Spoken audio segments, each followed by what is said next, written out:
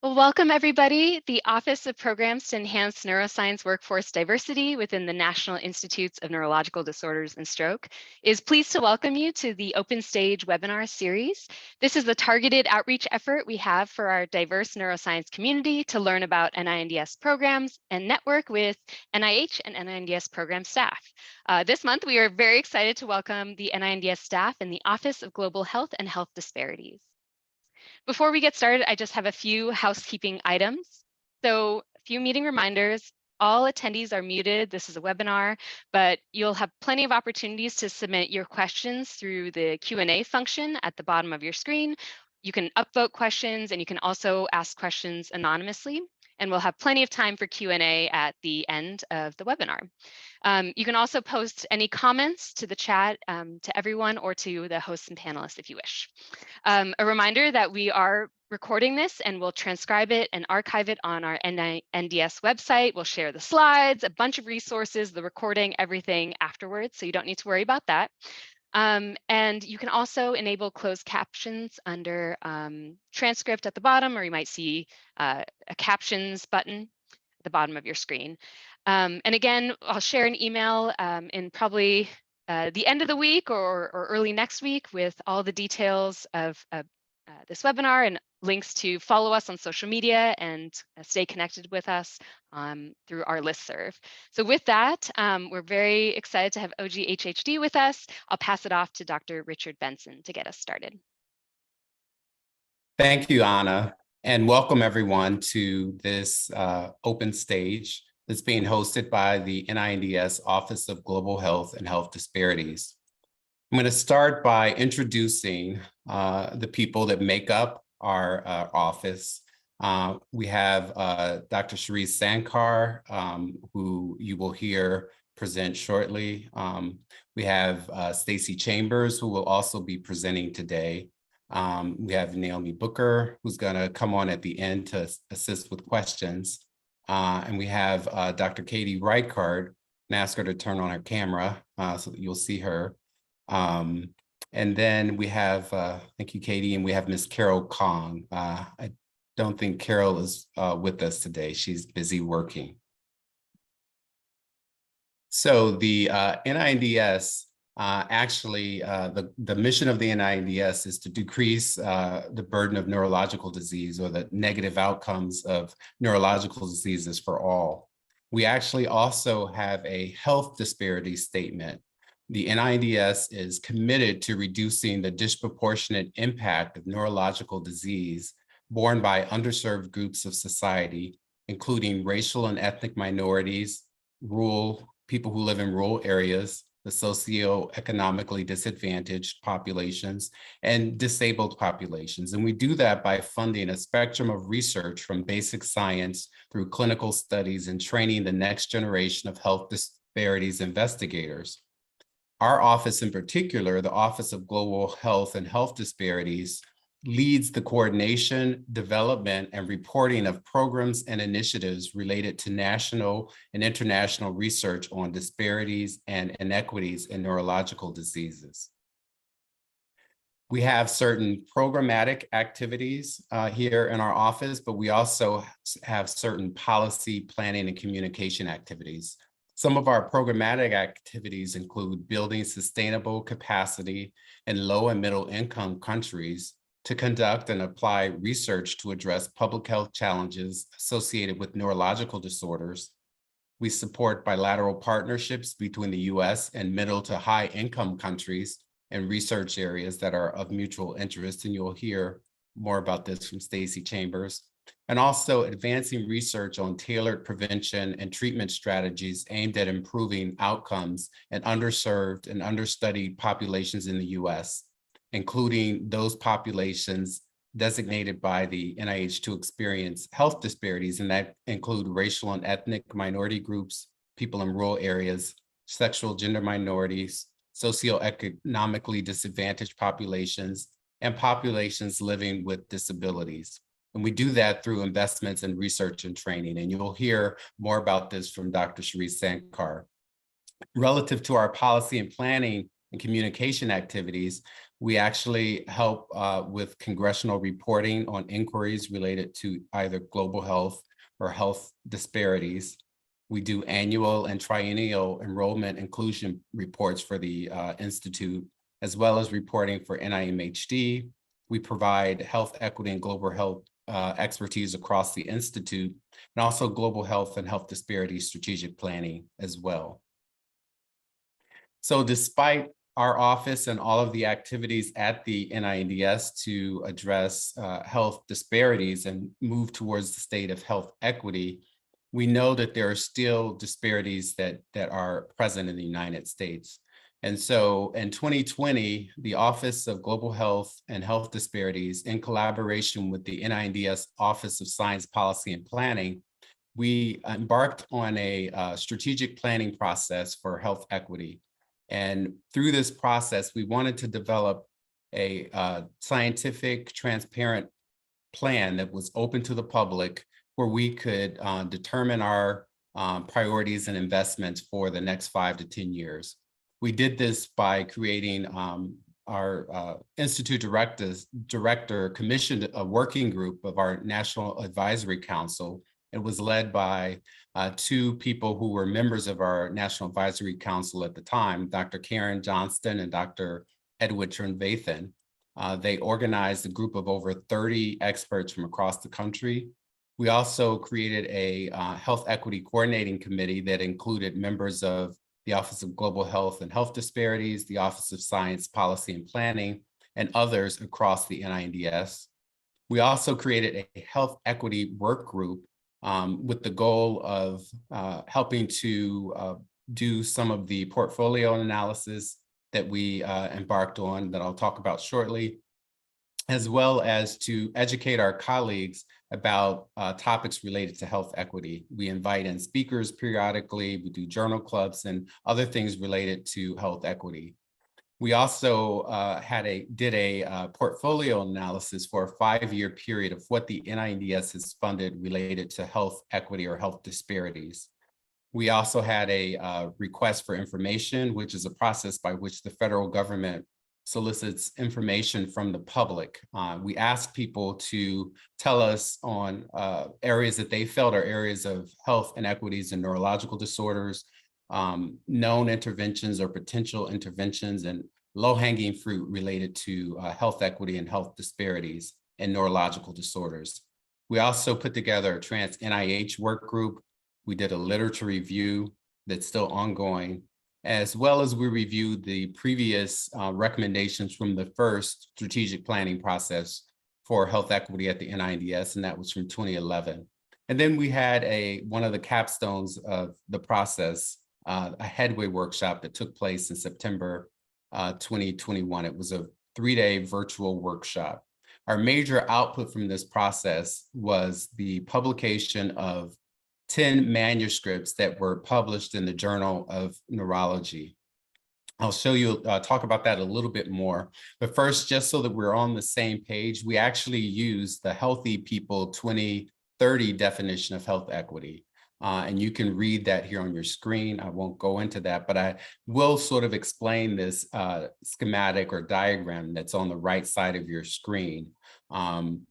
Equity is sort of, when you think of, well, equality, when you think of equality, that's sort of a one-size-fits-all phenomena. And we know if you're thinking in terms of giving everyone the same vantage point or viewpoint in life, that giving everyone this one size to fit all, it doesn't take into account those unique inherent differences that people have.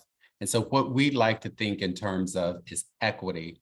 That's giving people exactly what they need and taking into consideration those unique challenges that people have so that everyone has the same vantage point in life.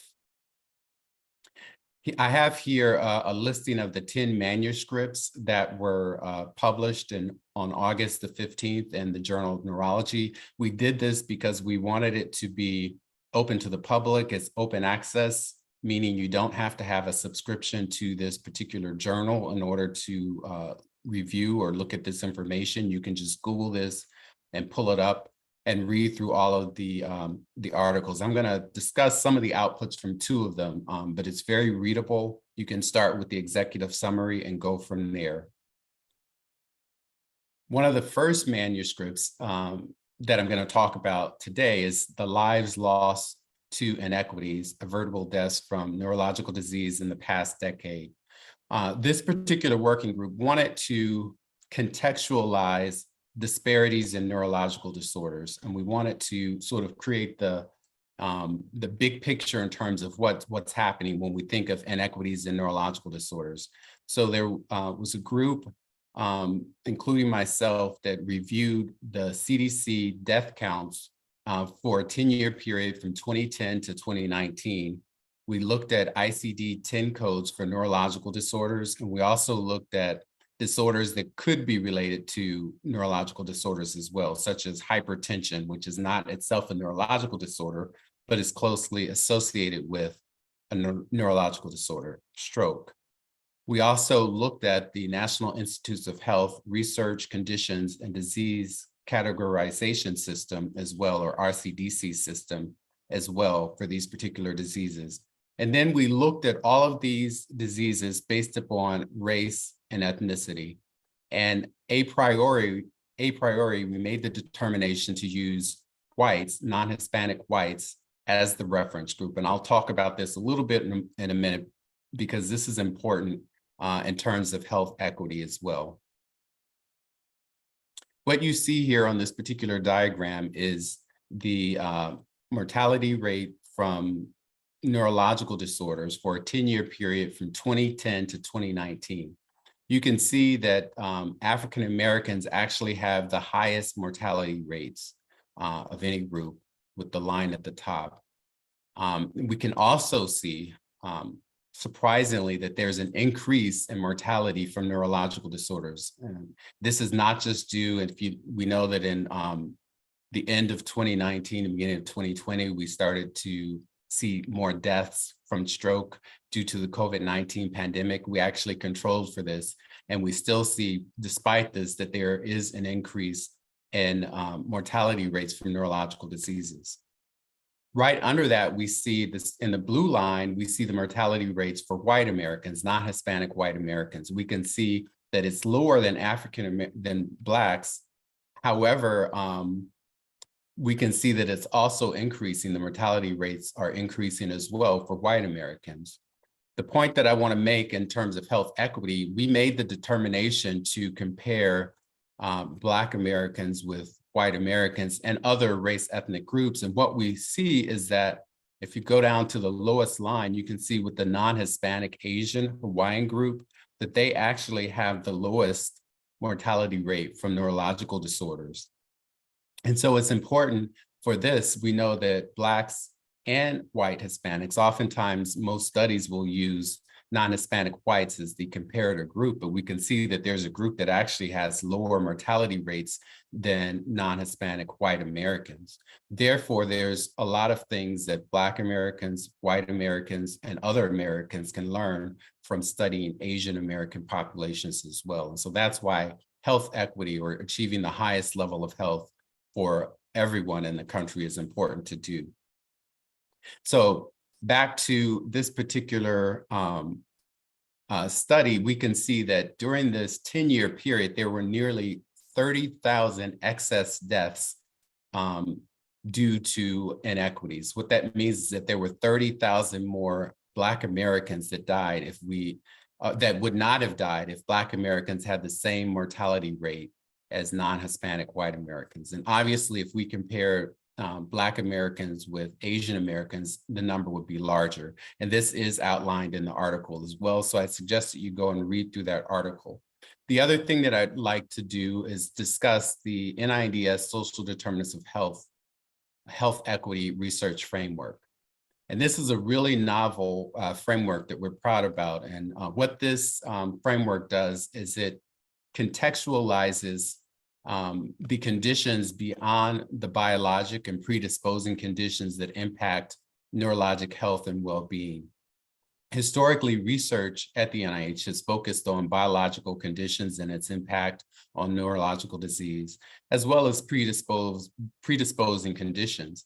But we know that there are a lot of other upstream factors that impact people as well. If you go all the way over to the left side of the screen, we look at those structural barriers such as structural racism, violence, and discrimination. If we think about the historical impact of people in this country who were treated as property and sold, the epigenetic effects of that, the structural effects that continue because of how people were viewed at that time, the social context at that time, that continues to impact people. We know from the Institute of Medicine report that there are healthcare factors that lead to the negative outcomes or health inequities that we see. And some of those are related to unconscious bias and racism as well. And then we have other factors such as socioeconomic position. If a young person is born in this country in an area that doesn't have resources or deprived, it's not the fault of that particular child or individual that that child is brought up or raised in an environment where there's food deserts and the person can't get good fresh fruits and vegetables to impact their health and outcome. And so this diagram actually looks at other points that can be considered in research studies in order to address health inequities. And it's also important for clinical providers or clinicians to consider these factors when treating people.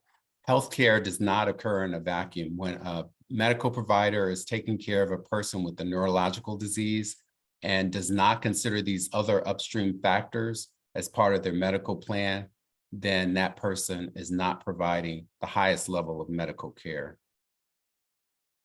And now I'm going to hand it over to Dr. Sharice Sankar to talk about some of our other efforts in the office. Great, thank you, Richard, and hello, everyone. Nice to be here. Thanks for joining us.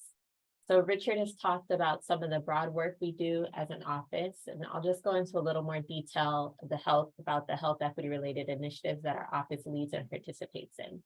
I'll talk a lot more about the community engaged health equity research in neuroscience, or HERN initiative, that we've recently launched as our first set of funding opportunities in response to the Health Equity Strategic Plan recommendations. But we also participate in other initiatives within NINDS and across NIH. To give you a few examples, the NIH Helping to End Addiction Long-Term, or HEAL initiative, is an area where we manage a program on advancing health equity and pain management. And there's a workshop coming up in 2024 focused on community engagement, multi-level interventions, and building a health equity and pain research network. This is not really an exhaustive list, but it gives you an idea of how expansive some of these areas are. While some focus on central health equity research areas, including structural racism and discrimination, social determinants of health, maternal morbidity and mortality, and/or the neural exposome, we also have focused areas on specific NIH designated populations that experience health disparities, including Native Americans, rural populations, and populations like sexual and gender minorities. I'll call your attention to a current funding opportunity that's led by NIMHD, the Minority Health and Health Disparities Institute, that NINDS has signed on to. It's focused on health and healthcare of persons living with disabilities among populations experiencing health disparities. This is really designed to support novel and innovative research that examines and intervenes on the underlying and multi-level causes, pathways, and factors that adversely impact the health and well-being of persons with disabilities at the intersections of race and ethnicity and socioeconomic status. So we can put a link into the chat a little bit later for that. I have control of the slides. Okay, so the HERN initiative that I mentioned incorporates two overarching goals within the Health Equity Strategic Plan. It includes understanding specific drivers of health disparities and barriers to neurological health equity, and developing sustainable interventions to address these disparities. The recommendations from our strategic planning process outlines how we can accomplish these goals using three overarching elements: community engagement, health equity research, and multidisciplinary research teams, with a cross-cutting theme of training and capacity building. So the populations that Richard has mentioned previously are listed here, and we refer to these as the NIH designated populations that experience health disparities, or sometimes HDPs. And as of September 26th of this year, people living with disabilities are now included as a population under this designation. The current open HERN initiative funding opportunities include an R34 mechanism, which is a planning study, as well as an R01 clinical study. Both opportunities are designed to set the stage for a future clinical study or trial, depending on the level of research readiness. These NOFOs are clinical trial not allowed, with the recognition that establishing robust community engagement, tailored recruitment and retention strategies, and community-driven health equity interventions for populations experiencing health disparities takes time and should be done prior to the start of a clinical trial. The opportunities have a deadline of February 2nd, 2024, so there's time to get your application together, and we encourage you to reach out to us for one-on-one meetings once you have specific aims to share, or if you'd like to know more about whether your particular area of interest might be responsive to the NOFO. One registration question that came up was asking how to know when to apply for NIMHD health disparities funding opportunities versus NINDS funding opportunities related to health equity. And the short answer that I know program officers give a lot is contact us. We can help steer you in the right direction. The slightly longer answer though is that you want to really look at the scope of the particular funding opportunity. And for the HERN initiative, for these examples that I'm presenting here, the research objectives must fall within the NINDS mission. So they must be tied to addressing a neurological health disparity. So you can look at the NINDS website to learn more about all of the different areas that covers, that you can there begin to see the distinction between what NIMHD might fund versus NINDS.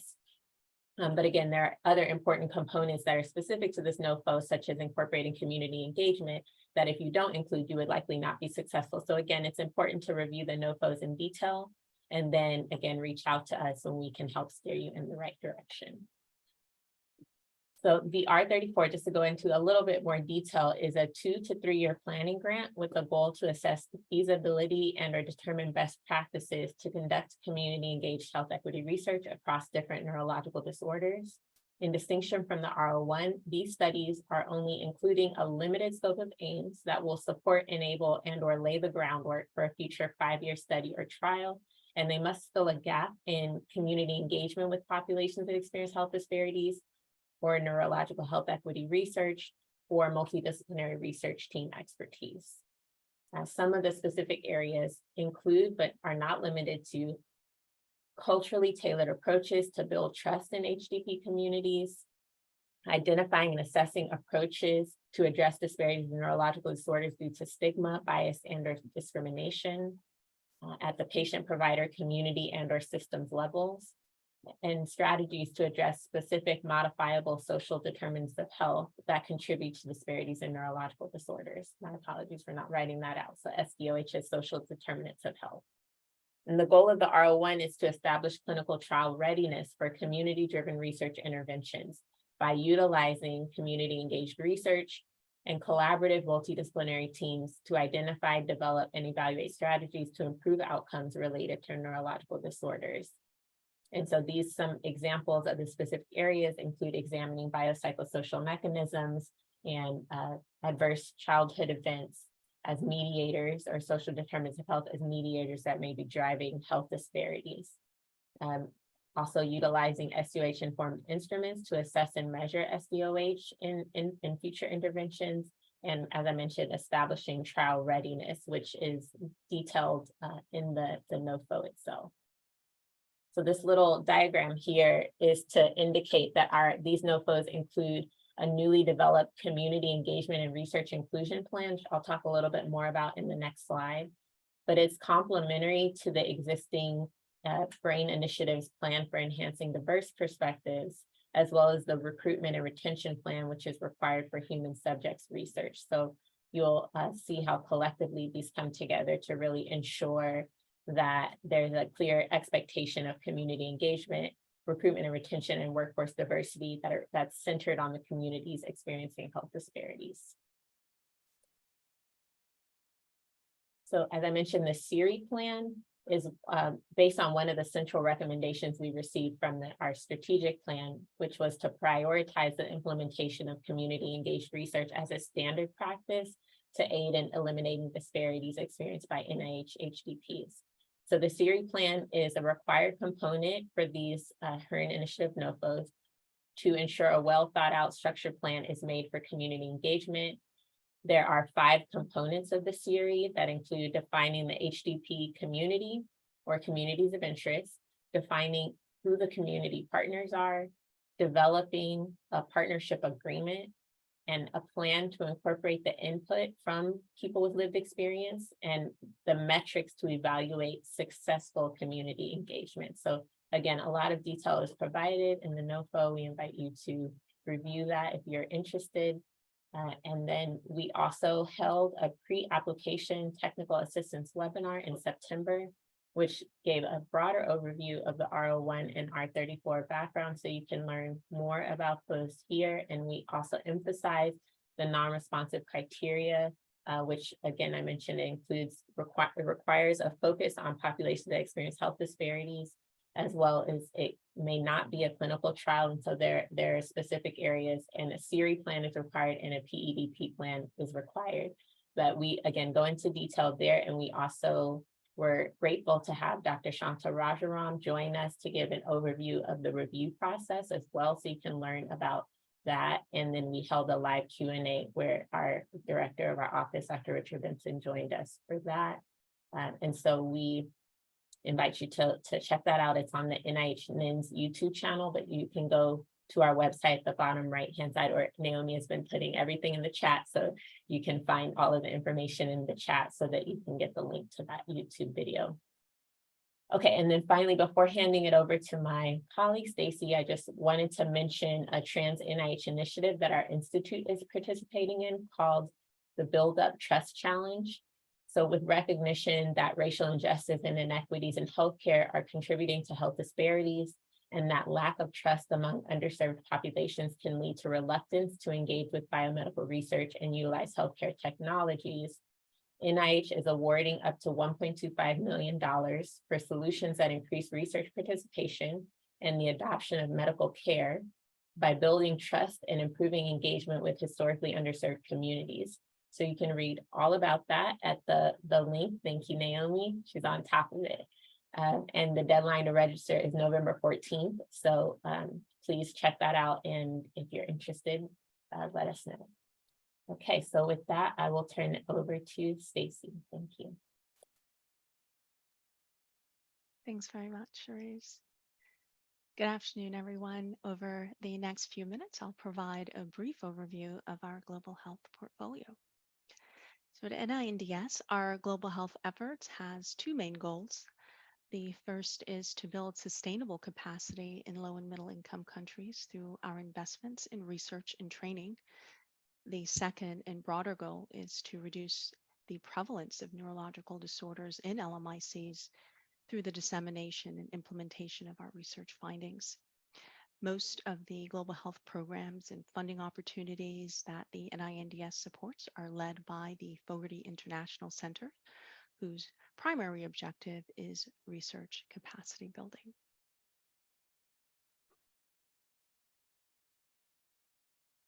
The global research the Institute has supported has allowed for the collaboration of diverse and exceptionally talented investigative teams, both in the US and in LMICs, who are often working with large patient populations and at times studying rare conditions. Global health research also allows for the mutually beneficial exchange of knowledge and research findings, where information not only flows from the US to the LMICs, we're now finding that some strategies and technologies originally designed for the LMIC setting are also being utilized here in the US, particularly in rural areas. Through its participation in global initiatives, the Institute has also been able to support the training of investigators in neuroscience research. This is a word collage of the areas of research that are currently supported within our global health portfolio. As the slide indicates, there is a strong emphasis on training. Approximately half of the supported awards in the portfolio involves individual or institutional training.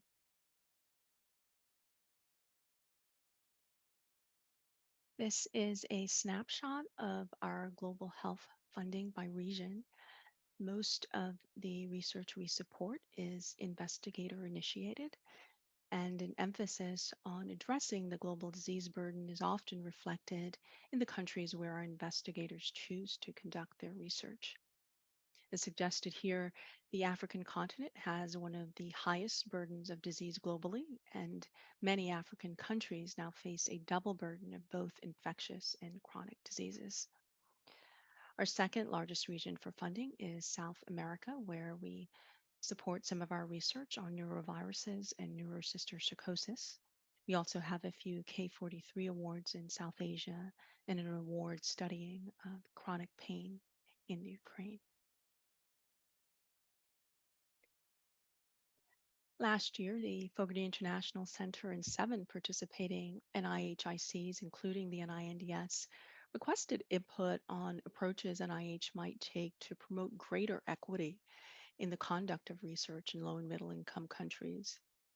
The findings from this RFI, along with potential action items, were recently published by FIC. If you have an opportunity, I encourage you to read the report. I expect these findings and others will inform the global health research that is supported by the NIH in the near future.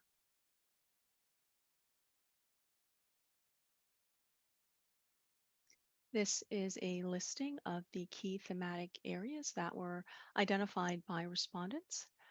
Atop the list was the need for shared leadership and equitable decision-making power, in addition to equity in roles and responsibilities. And this is throughout the grant cycle from application submission to the feedback of findings.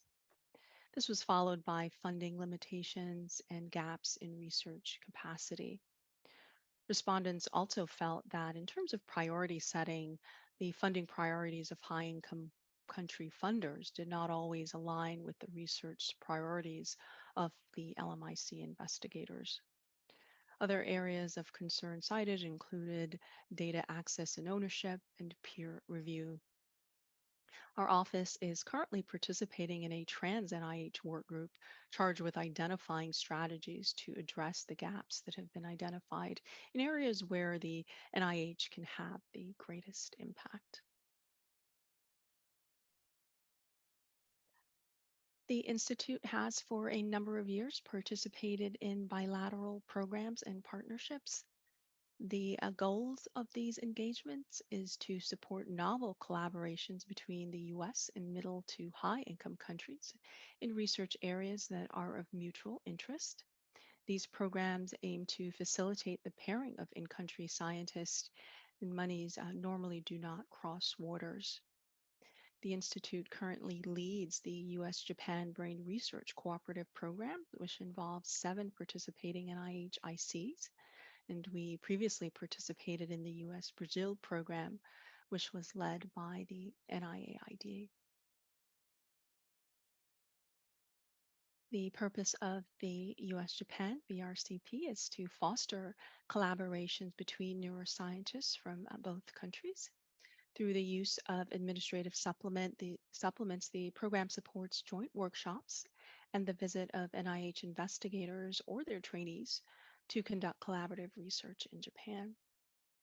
The next receipt date for applications is April 18th of next year, so please share the NOCI with those who may have interest. This year, the program will again be hosting an investigators networking session during the Society for Neuroscience meeting to highlight the research supported by the BRCP and to also foster new collaborations. This session will be held on Sunday, November 12th at 6:30 p.m. in the Marriott Marquis, and all are welcome.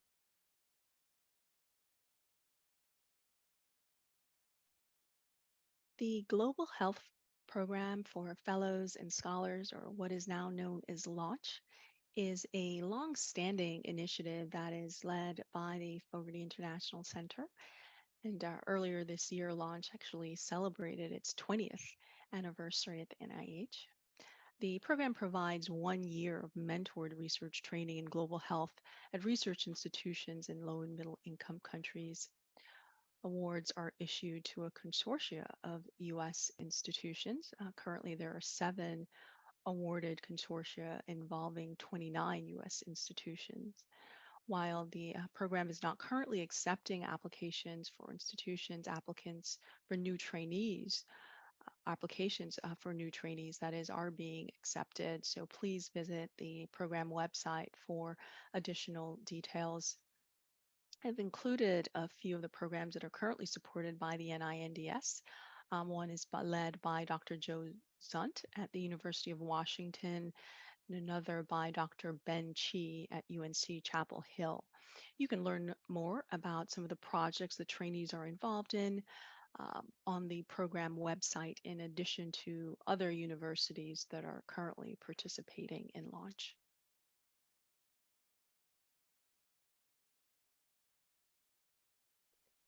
Now, most of the awards in our global health portfolio are supported under the Global Brain and Nervous System Disorders Program. This initiative supports collaborative partnerships that aim to advance research in disease areas that are relevant to LMICs while developing sustainable research capacity. The program supports 2-year R21s to conduct pilot or feasibility studies, in addition to 5-year R01 awards. The next receipt date for applications is November 15th of this year, and there is another call for applications next year, November 15th, 2024. You can learn more about the program by visiting its website. And after doing so, if you have interest in applying for the program, please reach out to us.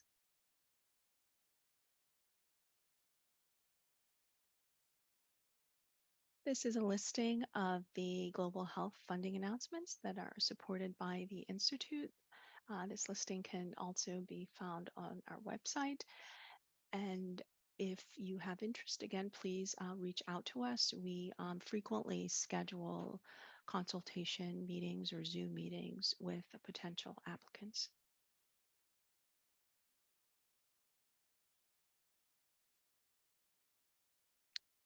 In January of this year, the NINDS intramural and as well as its extramural program, along with staff from Fogarty, had an opportunity to meet for the first time with some of our supported investigators in Zambia, and this is shown on the left. The image on the right is from a June site visit to the Institute of Tropical Medicine in Peru. One of our hosts for that visit was Joe Zunt, who leads one of the launch programs, and he has mentored a number of trainees in Peru.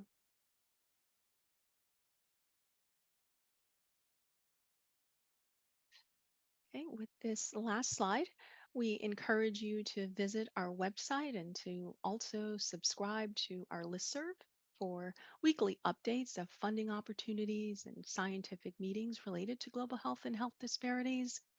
And over the next few months, we are planning to attend SOCNUS in Portland, as well as the Society for Neuroscience in Washington, D.C., and the Academy or the American Epilepsy Society meeting in Orlando.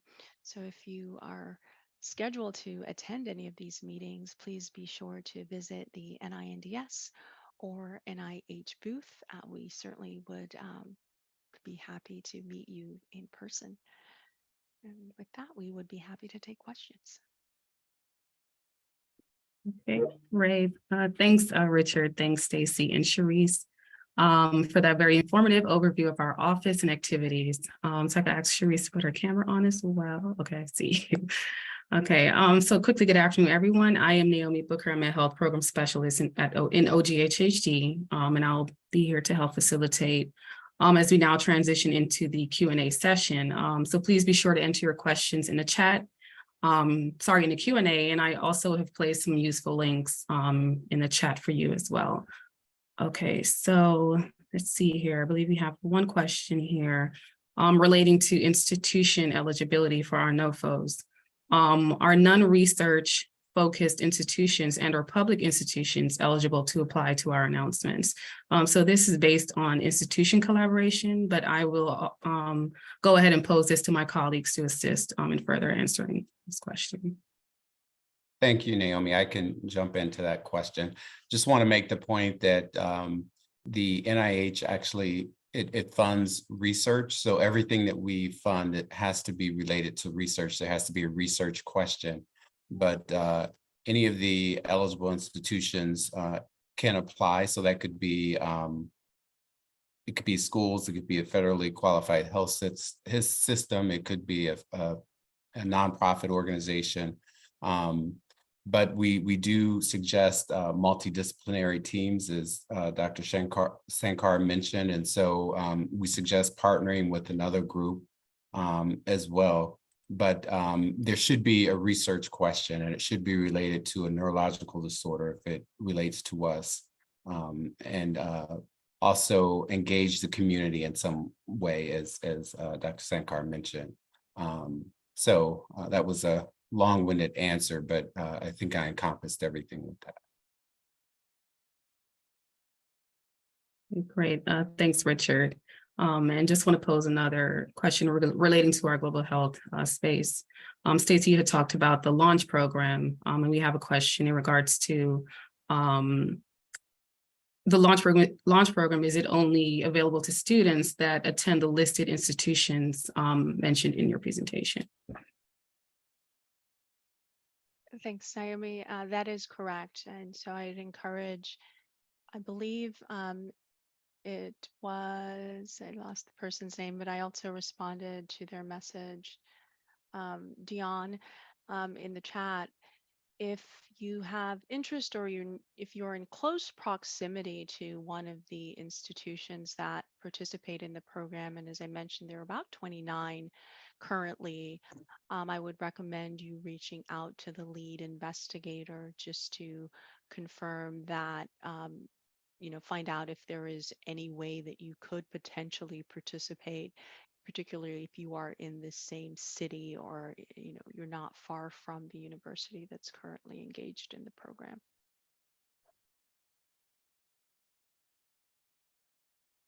And Stacey, I think you should resend that. I think it may have come to me.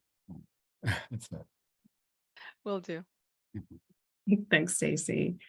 Okay, let's see here. I don't see any other questions in the chat as of right now, so I'll go ahead and pose one of our frequently asked questions as it pertains to our health disparities space. I guess when considering applying for NIND, when should one consider applying for NINDS funding for health disparities projects rather than NIMHD? So I know Charisse covered a little bit on that, so you can just elaborate on that a little bit. Sure. Yeah. So I think we get a lot of different opportunities to talk about this during the one-on-ones, and that's where we really get a little more detailed information about the distinction between one institute versus the other. Oftentimes it doesn't even have to be limited to NIMHD or NINDS. We certainly aren't the only institutes that focus on health equity, and so really it's about your main area of interest. In our particular case, if it falls within the NINDS mission, it would be NINDS focused. And if we have an open funding opportunity that is relevant to the scope of your research, then we would advise applying here. But as I mentioned, oftentimes if you have NIMHD focused areas that are health equity, such as access to care or social determinants of health, that do not fall within the NINDS mission because it's not related. It either doesn't include populations that have neurological disorders or conditions, or it doesn't relate to neurological health equity, then then it might be more suited to NIMHD. But really that call is best made during one-on-ones when you have specific aims that we can actually review. So I don't know if others want to chime in about that.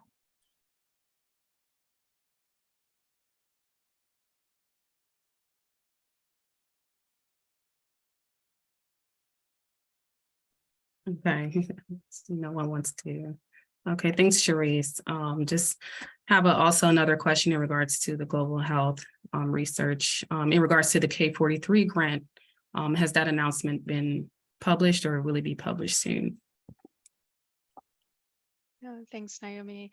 Not yet published. The most recent NOFO expired in December of last, or the correction, you should go to the program website. The receipt date for application is November 3rd. I don't know if you'll be able to make that, of 2023. And the NOFO will also expire in December for 2023. So if you're not able to make that receipt date, I would encourage you to check back on the website, and I'll place the link in the chat, or you can certainly visit our funding announcement webpage, because it is expected, although we cannot confirm, that the program will be renewed.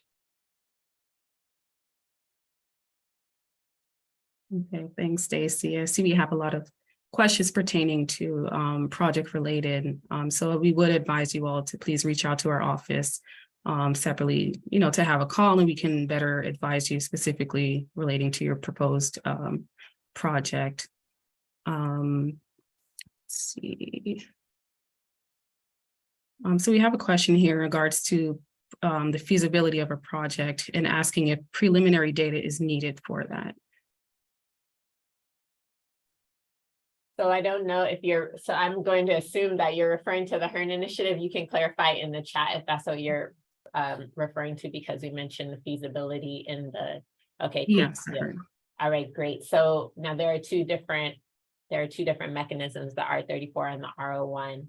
And so in terms of preliminary data, as far as the R34 is concerned, it is not expected, it's not required that you have preliminary data. However, you need to have a strong evidence for a strong rationale and justification for why you're choosing the population of interest, why it's necessary to assess the particular feasibility in order to establish clinical trial readiness, or in order to advance community engaged health equity research in that area in neuroscience. So I would say it's not required for the R34, and that information is in the NOFO. The R01 preliminary data is required, and you can see the difference really when you look into it a little bit more. Again, happy to reach out to you I'm not sure if I answered that question completely. Maybe I gave too much information, but the R34 does not require it. Okay, thank you. Thanks, Sharice. Let's see. Don't see any additional questions in the Q&A.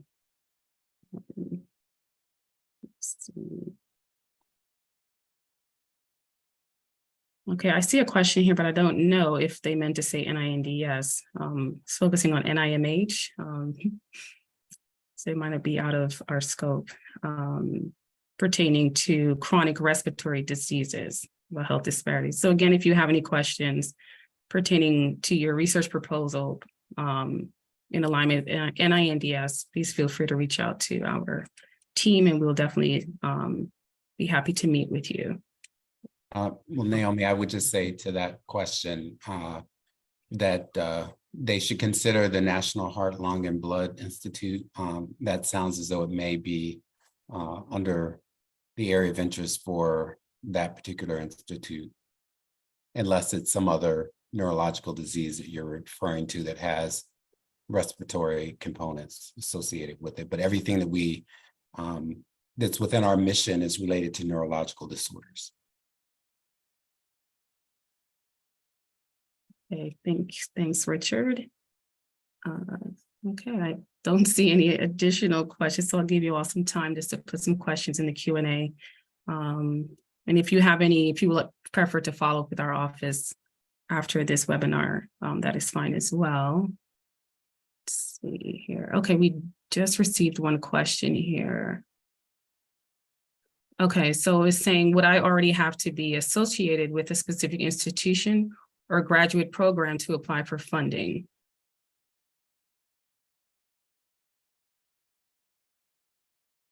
Okay, so yes, it's not the individual in this case for the HERN initiative again. So, you know, there we all cover a lot of different initiatives. So I just want to make sure that I'm not speaking for everyone. In this case, it's the institutions or the organizations that receive the funding, not the individuals, right? So in at least for the case of R01s and the R34s, you would have to be associated. It would be the institution that you're applying for funding through. If that makes sense.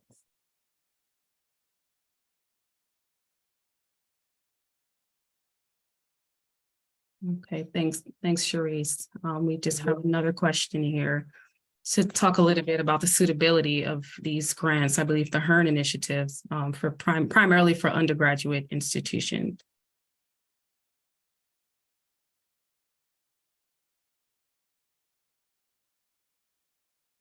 If I can jump in, Charisse, I think it depends. I'm just going to give an example. I think if there's an undergraduate institution like one of the RCMI institutions that wants to partner with, and it's a minority serving institution that can engage a particular community, which is one of the 3 components of the HERN initiative, and you pull together one of the collaborative teams and you focus on a particular neurological disorder, let's say if it's epilepsy or stroke, or something where you want to engage that community or surrounding that particular neurological condition, it would be possible for an undergraduate institution to apply as part of a collaborative team. That's sort of an example that I'm giving relative to an undergraduate institution.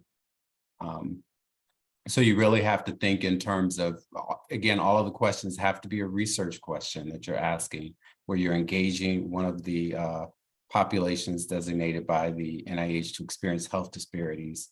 And you have a collaborative team, as Charisse mentioned earlier. So hopefully that answers the question.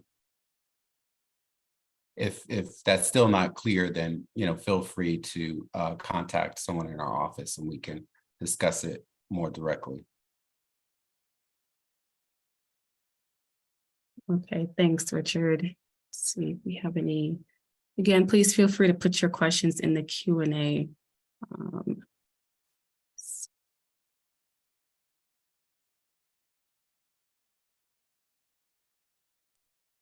Okay, we do have a question in the chat here. In regards to the stance of NIH or NINDS of recipients of R01 funding as it regards to inclusion of staff collection of data and inclusion of journal publications. I didn't understand that question. If that could be clarified, or either person could contact us. Yeah. Again, please contact us to answer any project-related questions. We'll be happy to get on a call to assist you in directing you in the right funding opportunity announcements and to assist you with the best fit. Okay. So right now, I don't see any questions in the chat. Just give you all a few minutes.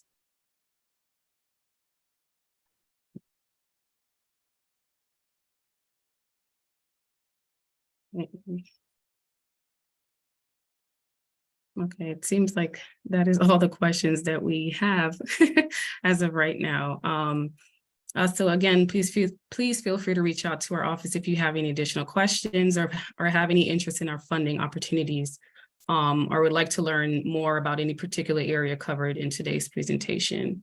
I will now hand things over to Anna to close this out. Thank you. Thank you so much, Naomi. Thank you so much to this office for your wonderful presentation and the amazing opportunities available. And for all of you for attending live. Again, we recorded this session. We're going to post it. You can share it with your colleagues. We're going to share all the links in the chat, all of the webinar slides, everything with you via email.